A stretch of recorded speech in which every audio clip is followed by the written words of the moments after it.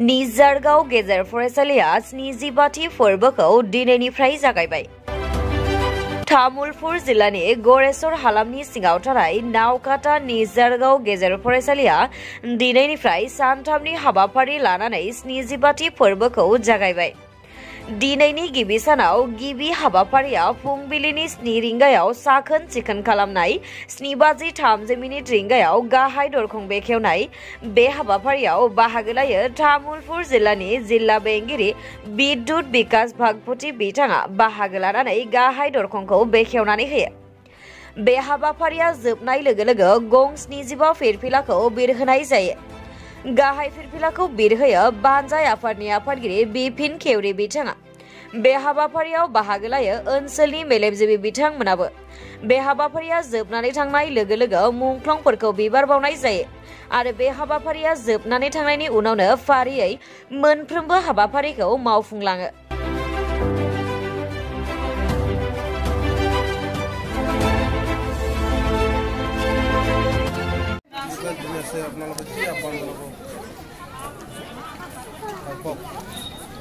সম্মানীয় সাংবাদিক বন্ধুসকল, জয়তে মই আপোনালোকক আমাৰ এই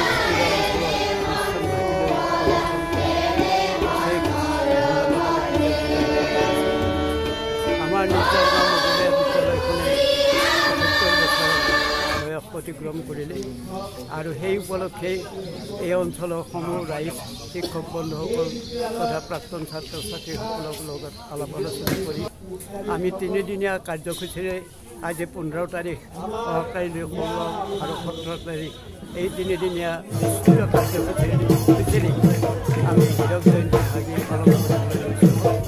আজি আমাৰ মুখ্যদ্বাৰ উন্মোচন হ'ল। মুখ্যদ্বাৰ উন্মোচন কৰিলে তামুলপুৰ জিলাৰ আয়ুক্ত মহোদয়ে সুন্দৰভাৱে ৰাখি আমাৰ এই আয়োজন দেখি আবদ্ধ হৈছে আৰু আমাৰ কৃতজ্ঞতা লগতে ওচৰত থকা আমাৰ ইৰাদাৰ এখন বিদ্যালয় আছে, সেই বিদ্যালয়খনত কৰিছে। ভাল হৈ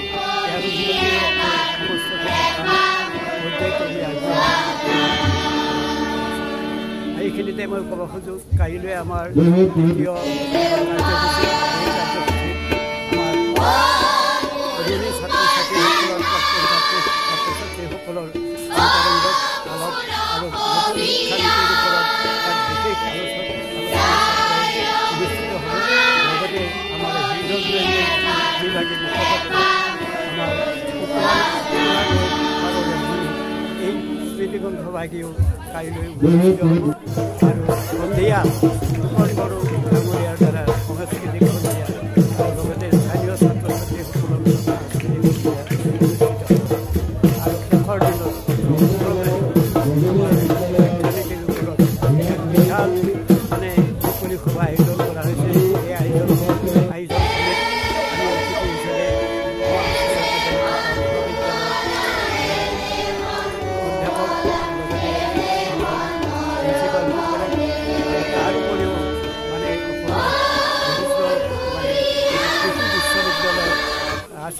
উপাচাৰ্য মহোদয়ক আৰু আমি আমন্ত্ৰণ জনাইছোঁ।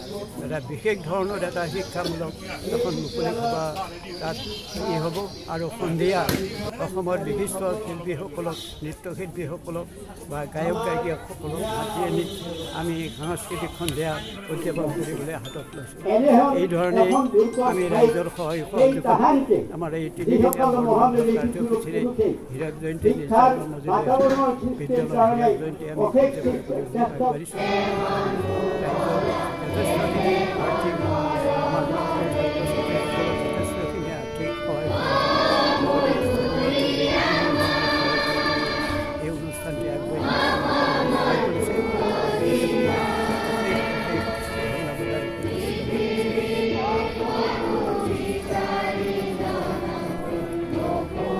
হিচাপতে মই আজি যি প্ৰথম আৰম্ভ হ'ল সামূহিক সভাই 3দিনীয়া কাৰ্যসূচীৰে নিজাৰগাঁও মজলীয়া বিদ্যালয় হীৰক জয়ন্তী উদযাপন কৰিবলৈ আমি আগবাঢ়িছোঁ। ৰাতিপুৱাৰ ভাগতে 8 বজাত আমাৰ জিলা উপায়ুক্ত মহোদয় আহিছিল। সমূহ ৰাইজৰ সহযোগত খুব সুন্দৰভাৱে অনুষ্ঠান আয়োজন হ'ব মুখ্য দ্বাৰ উন্মোচন ইয়াৰ পিছত অঞ্চলৰ বিশিষ্ট ব্যক্তিসকল তাৰ শিক্ষাগুৰুসকলক আমি ৭৫খন পতাকা উত্তোলন কৰিবলৈ আমন্ত্ৰণ জনাইছোঁ হীৰক জয়ন্তী যিটো ৭৫ বছৰৰ সমাগত হোৱাৰ লগে লগে আমি আয়োজন কৰিছোঁ আটাইখিনি যি আমন্ত্ৰিত শ্ৰদ্ধাৰ শিক্ষাগুৰুসকল বিশিষ্ট সমাজকৰ্মীসকল উপস্থিত হৈছে এই চেগতে মই তেখেতসকলক ধন্যবাদ জ্ঞাপন কৰিছোঁ লগতে আমাৰ সমূহ অঞ্চলবাসী ৰাইজ আমাৰ স্কুলৰ নপুৰণি ছাত্ৰ ছাত্ৰীসকল তাই উপস্থিত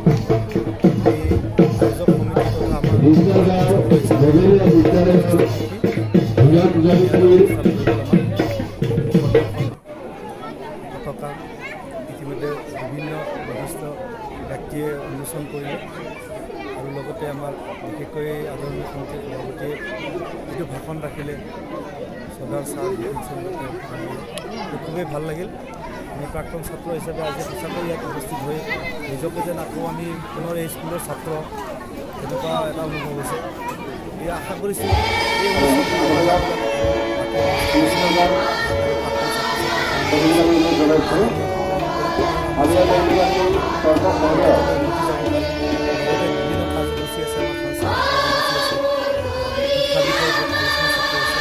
গোটেইখিনি অনুষ্ঠানে খুবেই ভাল হ'ব বুলি আমি আশা কৰিছোঁ গতিকে পুনৰবাৰ মই এই বিদ্যালয়খনৰ আমি উন্নতি কামনা কৰিছোঁ আৰু লগতে আয়োজক সমিতিক ধন্যবাদ জ্ঞাপন কৰিছোঁ ঝাৰগাঁও মজলীয়া বিদ্যালয়ত আহি হীৰক জয়ন্তীত পতাকা উত্তোলনত অংশ ল'ব পাই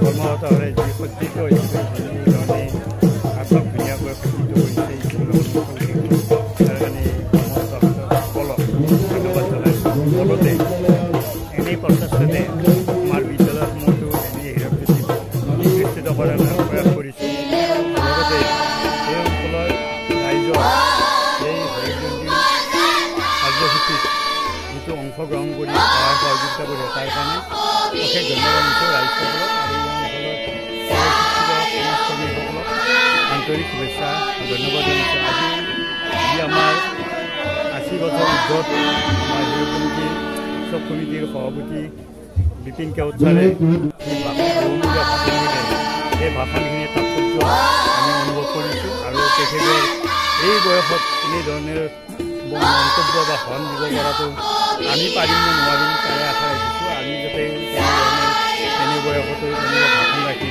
ৰাইজক উৎফুল্লিত কৰিব পাৰিম তাৰে আশা ৰাখিছোঁ ধন্যবাদ প্ৰথমে শিক্ষাৰ প্ৰতি আকৃষ্ট হৈছে আৰু শিক্ষাৰ প্ৰতি দায়বদ্ধতা আছে